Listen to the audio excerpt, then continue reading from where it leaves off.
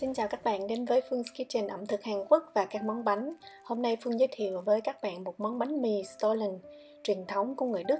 Món bánh này được ăn vào dịp Giáng sinh vì hình dáng bánh giống như là hài nhi Chúa Giêsu nằm trong cái lớp vải màu trắng và ngoài trời thì có tuyết rơi. Món bánh này thì các tiệm bánh phải được giấy phép cấp thì mới được làm và bán. Thường là khoảng chừng cuối tháng 11 chứ trước đó thì các tiệm bánh không có được phép làm cái món bánh này. Mặc dù Phương biết món bánh này sẽ không có nhiều lượng người xem hoặc là nhu cầu, nhưng Phương vẫn muốn chia sẻ. Nguyên liệu nhân chính trong cái món này chiếm 60% là nho khô, mứt vỏ cam và các loại hạt hạnh nhân. Bơ cũng rất là nhiều, nhưng mà Phương sẽ sửa đổi công thức truyền thống chút xíu để hợp khẩu vị với người Việt Nam hơn, ít ngọt hơn chút xíu và vẫn giữ được cái hương vị đặc trưng truyền thống của món bánh này. Theo truyền thống thì món bánh này thoang thoảng cái mùi rượu rum và các nguyên liệu đặc trưng cho mùa đông như là quế, đinh hương, thảo quả. Nhưng mà Phương cũng giảm cái phần này lại chút xíu cho các bạn ở Việt Nam dễ ăn hơn nha. Phương đang ở siêu thị Macau. Phương sẽ mua nho khô, hạt hạnh nhân. Nho khô nó có cái loại mà ngâm sẵn trong rượu rum, hoặc là các bạn có thể mua rượu rum về tự ngâm. Mình có thể mua hương rượu rum cũng được, hoặc là hương chanh, hương cam nếu các bạn không ăn được bánh có mùi rượu. Ngoài ra thì Phương biến tấu thêm chút xíu là mứt khóm có cái vị chua chua nhẹ nhẹ. Đây là mứt vỏ cam và vỏ chanh. Hiện tại là đang mùa Giáng sinh cho nên siêu thị có những cái gian hàng mà chuyên bán các nguyên vật liệu cho các món bánh mùa đông như là Stollen. Thì các bạn có thể kiếm mua cái loại gia vị này. Không có thì các bạn có thể thay thế bằng cái loại khác. Lát nữa Phương sẽ nói sau. Ngoài ra mình cần có hạnh nhân, nên dùng loại hạt hơn là loại lát. Loại lát mình cho vào bánh nó nát hết trơn à. Ngoài ra mình cần có bột hạnh nhân. Trước một ngày các bạn nên ngâm nho khô vào với rượu rum tỷ lệ là 1-2, tức là 1 phần rượu thì 2 phần nho khô, và để thấm trong vòng 24 tiếng. Người Đức thì người ta để thấm trong vòng 3 ngày luôn á các bạn. Nếu các bạn không thích mùi rượu thì mình cứ ngâm trong nước, hoặc là các bạn có thể ngâm vào trong nước cam. Mình sẽ cần một gói nho khô 200g. Mứt vỏ cam Phương sẽ dùng là 50g. Cái hộp này là 100g, mình chỉ dùng phân nửa. Ngoài ra nữa là 50g mứt vỏ chanh. Phương cho thêm ở đây nữa là 50g mứt khóm, nó sẽ có cái vị chua chua nhẹ nhẹ. Cái này là biến tấu của Phương cho cái bánh của mình nó đỡ ngọt gắt thôi. Bạn dùng tỷ lệ mứt loại nào cũng được, miễn là tổng cộng là 150g. Nho khô thì Phương mua sẵn cái loại mà nó đã ngâm trong rượu rum. Như hồi nãy Phương nói, các bạn có thể mua nho khô về và tự ngâm với rượu rum. Cái đây là cái chai rượu mà mình mua khoảng 5€. Mình phải ngâm trong vòng 24 tiếng nha. Phương là người không có uống rượu, không có thích rượu, nhưng mà mình phải có cái mùi rum trong đây thì cái bánh nó mới có hương vị đặc trưng. Lần đầu tiên Phương làm là Phương ngâm nước cam, sau đó ăn thì thấy cái mùi bánh đặc trưng nó rất là ít. Khi mà các bạn nướng thì cái mùi rượu rum nó cũng sẽ bay hơi đi một phần nào, nó không có nồng lắm đâu. Ngoài ra là cái phần hạnh nhân thì Phương đã rang. Phương sử dụng thêm là hạt dẻ cười, nhưng mà cái này là theo truyền thống, người Đức không có dùng. Phương thì thích cho thêm tại vì nó có cái màu xanh cũng đẹp. Vậy là Phương sử dụng tổng cộng ở đây là 200g nho khô mình đã ngâm rượu rum để qua đêm để ráo, 150g các loại mứt và 100g các loại hạt, 1/8 muỗng cà phê tinh dầu hạnh nhân. Cái này mình không có cho nhiều, cái mùi nó nồng lắm. Đây là cái mùi mà mình hay cho vào chè khúc bạch đó các bạn. Món bánh này các bạn nhất định là phải nhồi bột cái, tức là mình phải ủ 2 đợt. Đợt đầu tiên mình sẽ sử dụng ở đây là 100ml sữa ấm. Các bạn lấy trong tủ lạnh ra thì quay lò vi sóng khoảng 20 giây. Cho vào đây là 1 muỗng cà phê đường khoảng 5g. Mình dùng ở đây là 30g men tươi. Các bạn không có thể sử dụng bột men khô. Một gói là 7g. Phương sẽ cho men vào sữa hòa tan. Nếu các bạn dùng men khô thì mình cũng cho vào sữa hòa tan và đợi khoảng chừng 5 đến 10 phút. Thì mình cho tiếp vào cái phần bột. Bánh này mình phải sử dụng bột làm bánh mì có hàm lượng protein cao. Phương dùng tuyếp là 550 ở Đức. Bạn nào ở Việt Nam có thể kiếm mua số 13. Bột mì này có độ đạm là 12%. Phần bột cái này mình sẽ sử dụng 150g bột. Và mình cho cái phần sữa men đường đã hòa tan vào đây. và mình nhồi chút xíu cho cái khối bột nó mình. Và Phương sẽ mang khối bột này đi ủ. Các bạn đậy kín lại bằng cái food wrap, nhưng mà mình đâm 2-3 lỗ cho có không khí để men nó nở và nó có thở được nha. Phương cho vào lò nướng nhưng mà mình không có mở nhiệt mà chỉ mở đèn. Trong thời gian ủ bột cái, Phương sẽ giới thiệu về các nguyên liệu tiếp theo mình sẽ cho vào. Mình dùng ở đây là 250g bột mì số 13, 40g bột hạnh nhân, nếu không có các bạn thay thế bằng bột mì hoàn toàn cũng được, nhưng mà giảm lại còn 30g nha. Tức là dùng tổng cộng là 280g bột mì, 35g đường, một gói đường vanillin là đường vani, không có các bạn cứ thay thế bằng đường thường cũng được. 5g muối là khoảng 2/3 muỗng cà phê, 60ml sữa ấm, 130g bơ và 20g mỡ heo Schweineschmalz. Không có các bạn sử dụng hoàn toàn bằng bơ luôn cũng được, tức là 150g. Các bạn nào ở Đức có thể tìm kiếm mua được các gói vỏ cam hay là vỏ chanh khô. Mình dùng nửa gói hoặc nguyên một gói tùy thích. Phương dùng nửa gói và mình dùng thêm nữa là vỏ chanh tươi. Mình sẽ mài nhuyễn cái phần vàng ở bên ngoài, lấy 1 muỗng cà phê. Ngoài ra mình còn cần nữa là 1 muỗng cà phê nước cốt chanh. Nguyên liệu thì khá là cầu kỳ, giống như là mình làm bánh trung thu đó các bạn. Cho nên là các bạn thông cảm nha, khá là nhiều nguyên liệu, nhưng mà Phương sẽ viết rõ hết các phần nguyên liệu này vào trong cái khung mô tả để cho các bạn có thể tiện làm theo. Còn nguyên liệu cuối cùng để làm nên cái hương vị món bánh này là cái loại bột Kristollen. Ở siêu thị nó có bán sẵn một gói như vậy, mình chỉ sử dụng 1 muỗng cà phê. Còn bạn nào mà ở Việt Nam không có, các bạn có thể cho 1/8 muỗng cà phê quế, hạt bột quế, bột nhục đậu khấu, bột đinh hương, mỗi loại khoảng chừng 1/8. Còn nếu mà không thích, các bạn có thể bỏ qua luôn và chỉ sử dụng bột quế là cũng được. Hiện tại chỗ Phương là mùa đông cho nên là cái phần bột cái này sau 1 tiếng đồng hồ nó nở vẫn rất là kém. Phương sẽ ủ tiếp thêm 1 tiếng đồng hồ nữa. Bây giờ là bột cái tổng cộng là 2 tiếng đồng hồ, nó phải nở hơn gấp đôi chút xíu nha, gấp đôi rưỡi thì nó càng tốt. Nhiệt độ bột cái không được cao hơn 28 độ nha các bạn. Bạn nhìn thấy cái bột nó xốp như vậy chứng tỏ là bột cái mình nở đã rất là tốt, nó rất là xốp luôn. Bây giờ Phương sẽ cho phần bột cái này vào thau đánh bột.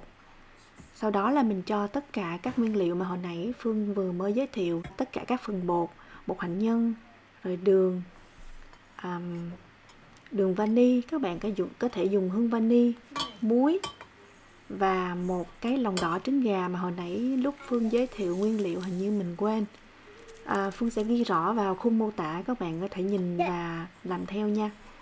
Sữa tươi 60ml, 150g bơ, 1 muỗng cà phê vỏ chanh khô và mình dùng thêm nữa là vỏ chanh tươi, hồi nãy mình đã mài sẵn, và 1 muỗng cà phê nước cốt chanh, 1 muỗng cà phê gia vị bánh Kristollen. Phương sẽ dùng tay và mình trộn giúp cái máy giai đoạn đầu để cho máy nó dễ hoạt động hơn. Mình trộn đều cái hỗn hợp, sau đó mình sẽ mở máy tốc độ chậm. Mình mở số 4/10 trong vòng khoảng chừng 3 phút. Phương luôn kiểm tra xem nhiệt độ của bột là như thế nào. Mình không nên để khối bột nóng hơn 26 độ C. Thì trong đây cái lượng bơ của mình rất là nhiều, không thôi là bơ nó bị chảy nước. Phương sẽ, sau khi không còn thấy bơ nữa thì mình đậy khăn, nghỉ khoảng chừng 5 phút. Sau đó Phương sẽ đánh tiếp 8 phút cho cái khối bột của mình nó từ từ tróc khỏi cái thau. Các bạn thấy cái thau nó hoàn toàn sạch như vậy nè là được, các bạn không cần phải nhồi quá lâu. Mình không có muốn làm cái bánh mì mà nó xốp như là bánh mì ngọt. Hoặc là các bạn cũng không có cần phải kiểm tra xem bột nó kéo màng được hay chưa. Các bạn thấy khối bột nó khô ráo thành một khối và nó có cái độ dai. Tuy rằng khi mà các bạn làm thử như vậy nó có còn cái kiểu rách rách như vậy nhưng mà vẫn không sao. Cái đặc trưng của bánh này là cần phải có độ mịn tơi xốp chứ nó không có cái kiểu mà dai như là bánh mì hoa cúc. Sau đó thì Phương sẽ từ từ cho các loại mứt, hạt và nho khô vào đây. Công đoạn này để tránh cho nho khô của mình không bị nát, các bạn để số 1 hoặc số 2/10 thôi. cho nó chạy thật là chậm để nó có thời gian và nó ngấm tất cả các nho khô và các loại hạt vào đây. Các bạn làm mạnh tay quá là nó nát hết nha. Phương sẽ cho nó quay tốc độ chậm khoảng chừng thêm 3 phút.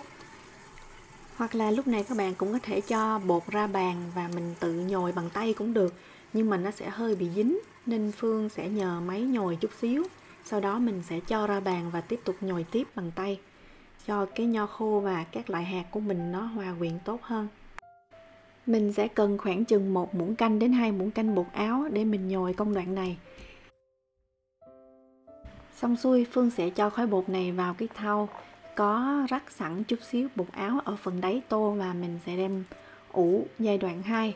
Giai đoạn 2 thì mình ủ khoảng chừng cũng là 1 tiếng rưỡi. Ở khí hậu nóng thì có thể các bạn chỉ cần 1 tiếng là đủ. Phương cũng làm giống như hồi nãy là mình cho vào lò nướng chỉ mở đèn. Còn nếu mà các bạn kiểm tra thấy nhiệt trong đèn nó nóng hơn 30 độ thì mình phải tắt đèn. Tuần trước Phương làm cái bánh này nhiệt độ ở ngoài đang tuyết rơi cho nên là Phương cần tới 2 tiếng lận. Mình sẽ cho bột này ra, mình sẽ ép cho tất cả các bọt khí nó ra ngoài.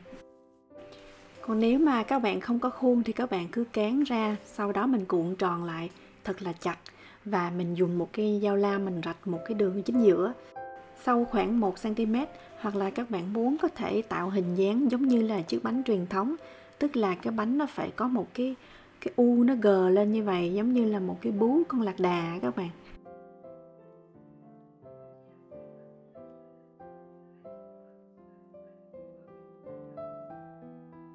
Sau khi tạo hình, các bạn có thể đặt bánh lên khay nướng bánh có lót giấy nến.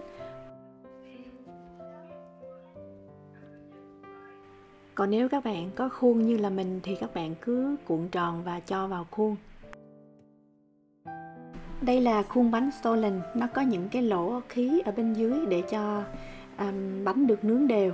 Mình sẽ thoa bơ và rắc một lớp bột áo và cho bánh vào khuôn. Mình ép bánh cho thật là chặt. Mình sẽ cho bánh lên khay nướng bánh. Cái khay nướng bánh này mình lót 3 cái lớp giấy lận.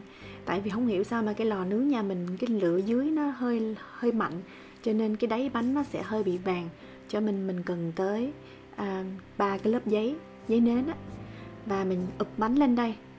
Khi mà mình có khuôn á, cái ưu điểm của mình là bánh nở theo hình dáng và nó sẽ không bị chè bè ra. Còn nếu mà không có khuôn thì mình phải chấp nhận là cái bánh khi nướng, do trong đây có độ bơ và chất béo nhiều nên cái bánh nó sẽ từ từ nó hơi bè ra chút xíu, nhưng mà cũng không có sao. Đây vẫn là một cái kiểu bánh mà ở nhiều vùng trên nước Đức có cái hình dáng loại này. Phương sẽ ủ bánh ở đây là 15 phút, trong lúc đó mình đi làm nóng lò. Lò mình vặn 190 độ C, nhưng mà khi nướng cho bánh vào các bạn vặn xuống 180 độ C. Nướng 2 lửa không quạt 10 phút đầu. Sau 10 phút Phương hạ xuống 170 độ C và nướng tiếp 30 phút. Sau 30 phút Phương sẽ tháo cái khuôn ra và nướng tiếp 10 phút nữa. Có nghĩa là tổng thời gian nướng của mình sẽ là 50 phút.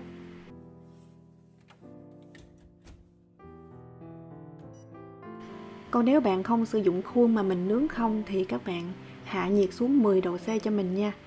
Tức là bắt đầu nướng mình sẽ nướng 170 độ C, sau đó hạ xuống 160 độ C. Đây là bánh mình đã nướng xong, các bạn đừng có ngạc nhiên nha. Đây là cái màu bánh rất là chuẩn luôn. Để đáy bánh không bị vàng cứng thì mình nên lấy chiếc bánh khỏi cái khuôn nướng luôn. Và mình sẽ cho lên một cái khay. Bây giờ Phương sẽ, lúc bánh còn nóng thì mình sẽ phết rất là nhiều bơ lên đây. Ở đây Phương có khoảng chừng 80 đến 100 gram bơ. Mình đã đun tan chảy và Phương sẽ phết lên khắp mặt bánh. Đáy bánh mình cũng phải phết luôn. Đây cũng là một cái chất bảo quản để bánh giữ được lâu và nó sẽ thấm được cái chất bơ vào bên trong và khi ăn không có bị khô. Bánh có thời gian bảo quản rất là lâu, từ 3 đến 4 tuần luôn mà không bị hư. Và cái phần quan trọng là mình phải phết lớp bơ thật là dày và lát nữa mình sẽ phủ đường thật là dày thì bánh nó mới không bị mốc. Sau khoảng vài 3 phút thì bánh sẽ hút hết cái lượng bơ này vào bên trong, bánh sẽ khô thì mình sẽ phết tiếp theo một lớp bơ nữa. Người Đức họ phết làm 3 lần lận. Mình thì thấy phết 2 lần cũng đủ rồi. Sau cái lần bơ thứ hai mình không có đợi bánh nó khô mà mình phải rải ngay lên đây một lớp đường. Người Đức thì họ nhúng nguyên một cái bánh này vào một cái thau đường, cho bánh nó bọc đều đường ở xung quanh. Phương thì chia rải lên như vậy. Các bạn làm sao cho nó thấm đều đường là được. Và mình để bánh cho thật là nguội. Mình chỉ phủ hờ bằng một lớp giấy bạc chứ bạn đừng có bọc kín nha. Thì sau khoảng chừng 3 đến 4 tiếng đồng hồ thì bánh hoàn toàn nguội. Lúc này mình mới rải lên thêm một lớp đường bột. Cái này rất là quan trọng cho cái hương vị của bánh, và bánh cũng giữ được lâu mà không bị mốc. Mình sẽ phủ lên đây thật là dày luôn. Cái phần cốt bánh này hồi nãy lúc mà Phương giới thiệu nguyên liệu thì mình chỉ có tổng cộng là 35 gram đường thôi. Bản chất của nó thì không có ngọt. Cái vị ngọt của nó thấm vào từ cái đường ở bên ngoài thấm vào. Ở bên ngoài siêu thị thì tại vì họ phải bán cho nên họ phủ rất là dày giống như là gần 1 cm luôn á. Nhưng mà ở nhà ăn trong vòng 1 tuần thì các bạn phủ một lớp đường mỏng cũng được. Sau đó mình sẽ bọc kín bằng giấy bạc. Và trong vòng sớm nhất là 24 tiếng đồng hồ sau bánh mới ngon. Giống như là bánh trung thu, các bạn nướng xong cũng phải đợi thời gian để bánh nó mới ngon. Đây là bánh sau 24 tiếng thì các bạn có thể ăn được. Còn nếu mà các bạn để lâu hơn, mình thấy là 2-3 ngày sau nó còn ngon hơn nữa. Hoặc là các bạn để được cả tuần luôn. Thì cái bánh sau đó nó sẽ ngày càng nó bớt cái độ ẩm đi, nó sẽ khô hơn. Có người Đức thì họ thích ăn khô, Phương thì thích ăn khoảng chừng 1 tuần đổ lại là ngon nhất. Đây là một loại bánh mì nhưng mà nó không có đòi hỏi cái độ xé thịt gà giống như là bánh mì Hoa Cúc. Mà nó cũng không phải là bánh bông lan, nó không có được xốp mịn mà nó nằm ở khoảng giữa. Và bản chất của nó là phải đặc ruột. Bạn nào mà sống ở bên Đức Phương nghĩ là thích, nhưng mà bạn nào mà sống ở Việt Nam thì Phương cũng không biết là cái này có phải là khẩu vị của các bạn hay không. Còn bạn nào mà đang sinh sống ở bên Đức thì Phương nghĩ các bạn có thể thử nghiệm một lần. Cái món bánh này, cái vị ngọt của nó mình có thể giảm lại so với bánh mua ở siêu thị. Phương làm phần bánh đem tặng cho thầy giáo dạy đàn và thầy rất là vui. Thường thì món bánh này người ta hay mua chứ ít ai làm tại nhà. Thế hệ trẻ bây giờ không ai làm hết.